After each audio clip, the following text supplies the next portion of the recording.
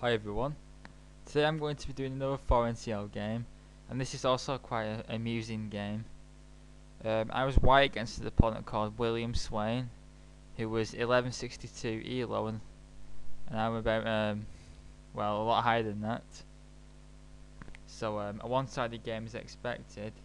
However, I was faced with an opening novelty in this game, which I had never seen before, and it's a queen sacrifice in a triggering defense, which I don't think any grandmasters heard of, and my opponent played a very good theoretical novelty here.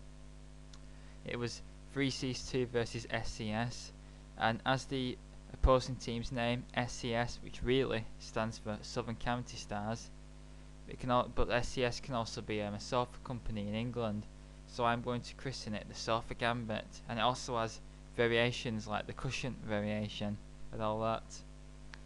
Anyway, the moves to get into it are d4, d5, c4, and knight c6, which is the triggering defense, which is quite popular at club level, but not so at GM level, because white should be able to get at least a small advantage against it, because in a lot of lines, black plays bishop g4 and takes knight and f3, and usually white's bishop are stronger.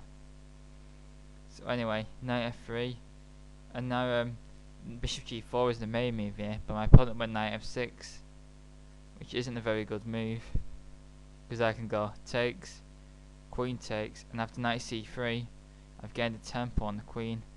If the knight was to take, then e4 is very strong. It's 3 queen a5. So it's also like a Scandinavian this, but a good Scandinavian for white. White's definitely better here already. E3 is probably best here, but I wanted to still have hopes of playing e4, so I went bishop d2, bishop g4, and now I went e3. I can actually go e4 or safe in this position, but with it being move 7, I wasn't really calculating very much. So let's have a look. e4, bishop takes, knight takes d4, now knight d5, wins. And something similar to this happens in the game. Anyway, back to the game. Now comes e6, which is a very passive move. And now I go a3, which is prophylactic against the knight b4s. And now here comes the novelty.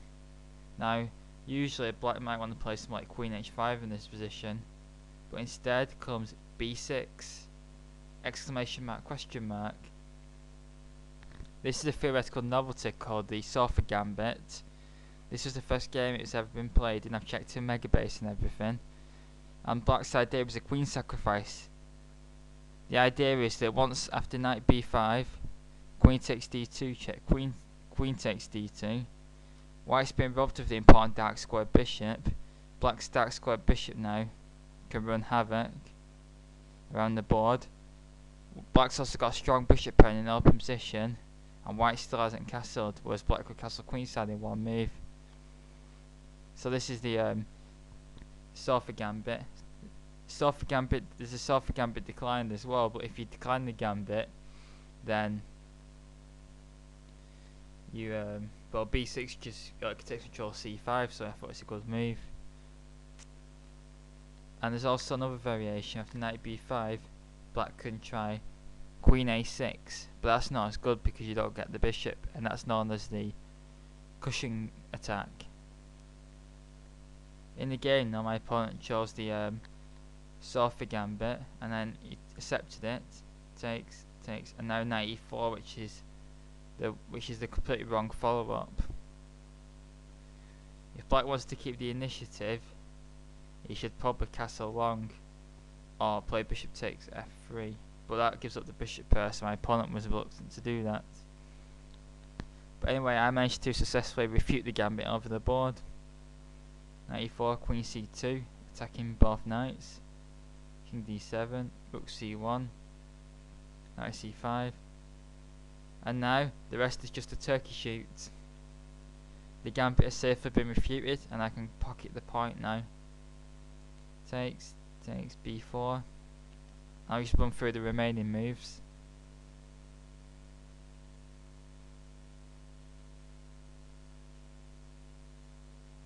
You see, when you play against these low-rated juniors, they just never resign.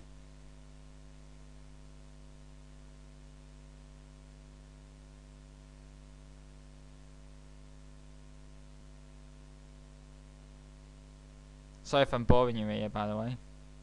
It's actually a mate in 11 with knight takes b8 check. That's a mate in 8.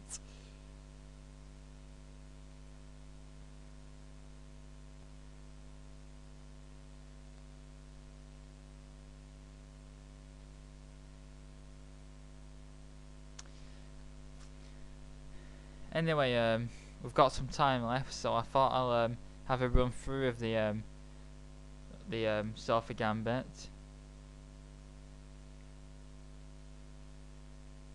Here are the moves of the Sofa Gambit if you want to play it as black. I mean, just because I refute it doesn't mean that Grandmaster will take it up and find a new way to play it.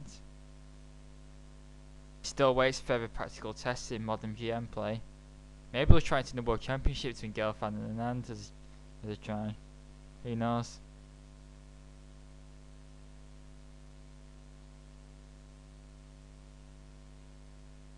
So bishop d2, bishop g4, e3. The only problem is that they've probably got e4 in this position, which is much stronger. But e3 is a passive move blocking the bishop, so black can try this amazing queen sack to try and take charge of the situation. I mean, b6, I mean, look at that. Daring white to play knight b5, winning the queen. I mean, I'm winning the bishop pair as well. And also after bishop takes f3, which happens later in the game, it ends up being bishop's opposite course, so therefore it becomes quite drawish. But when you've got a player like me who knows how to use their queen, this gambit can be refuted. Anyway, thank you for watching, and I'll do some serious vids coming up soon. This was another joke vid, and hope you enjoyed it. Feel free to leave any comments and thoughts. Oh, and before I finish, I hope you're all enjoying the website. I shall post a link to our website and Facebook page in the comments box or description box, and please subscribe. We've been getting a lot more subscribers recently. Please tell your friends about it. Thanks for watching, and see you on YouTube.